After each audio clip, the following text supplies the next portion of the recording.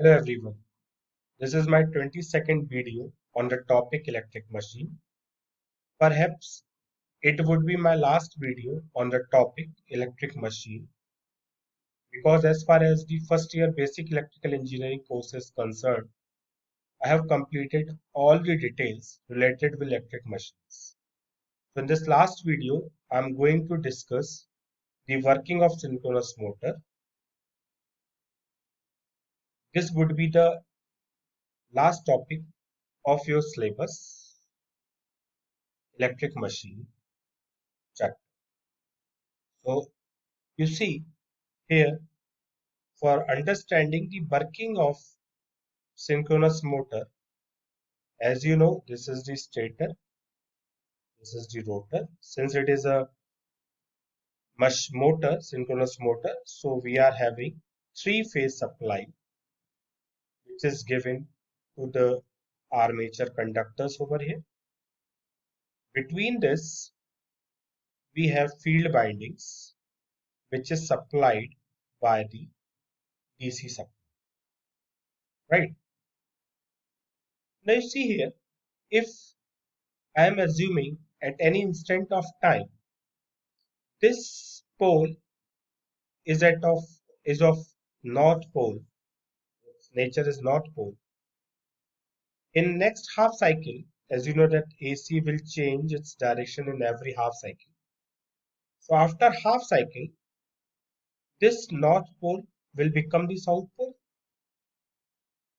But if you see the structure of this DC supply given to the field binding at this rotor, if this is a north pole, then it will always remain north pole, and if this is a south pole, then it will always remain a south pole.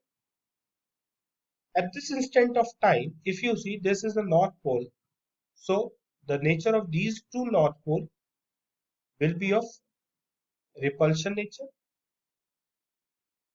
In next half cycle, what will happen if this north pole is converting into the south pole? Then this south pole and this north pole will attract to each other, and hence maybe the direction of the torque will be opposite to the direction of the torque in first half cycle.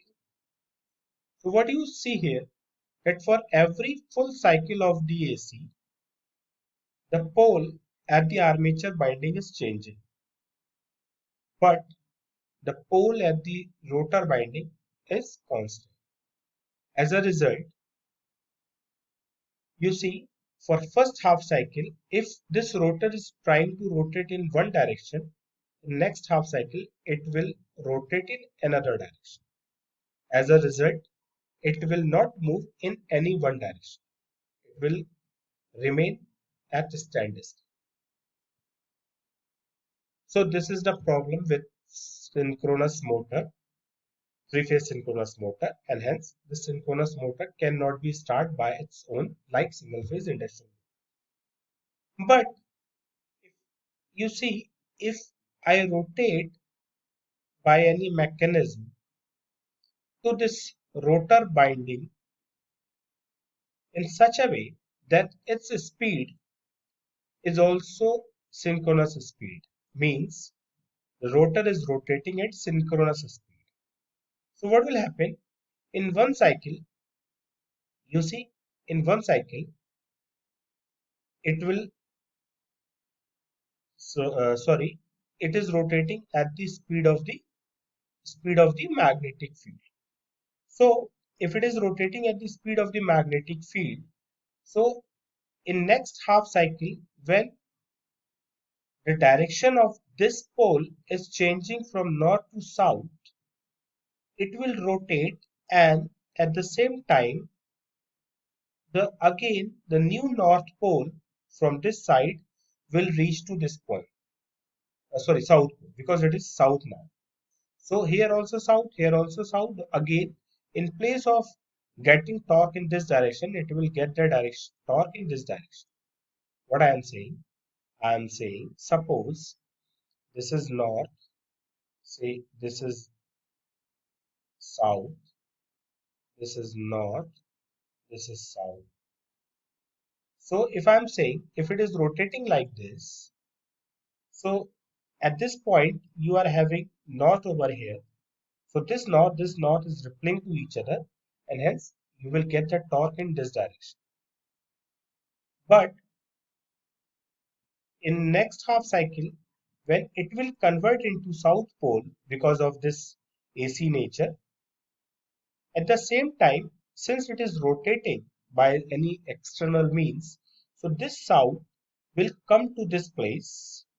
Okay, so this pole will reach to this place, and you again see south and south are in front of to each other, and hence again you will get the torque in the same direction. And as a result, since you are getting the unidirectional torque, so your motor will start to rotate. And hence, though using three-phase synchronous motor is not self-starting, but by any mechanism, if you are able to give some mechanical arrangement through which it will rotate in one direction, mechanical arrangement or electrical arrangement, then these two poles will be same in every chance, and such condition is also called magnetic locking. And then you can say that it will be locked magnetically and your motor will start to rotate. Let us see the theory here also. As the field winding is DC supplied, magnetic poles are same nature always, right? When AC supply is given to the armature winding on stator, it produces changing rotating magnetic field. Since the poles of stator and rotor magnetic field will try to align with each other due to repulsion force between the same poles and attraction force between the opposite poles, as I told you just now, the magnetic poles on stator are rotating at synchronous speed due to three-phase supply. The poles on rotor are constant DC supply. This will cause equal and opposite torque on rotor in every half cycle, as I told you, due to which it is not rotating. Therefore, there will be no final movement of rotor in synchronous motor. If the rotor constant magnetic field start rotating at a speed of synchronous speed, it will synchronize the with stator rotating magnetic field at the rotor, and therefore motor will rotate start to rotate. As I told you here, if it is also rotating at the speed of synchronous speed, then due to the synchronous speed, it will rotate so its magnetic poles will also rotate at the same speed at which the magnetic poles of this stator is rotating. So both the magnetic flux will lock with each other, and hence your motor will start to rotate. The synchronous motor is not self-starting and must still be brought up the approximate alternate electric speed before its lock synchronizing to the generator rotor speed.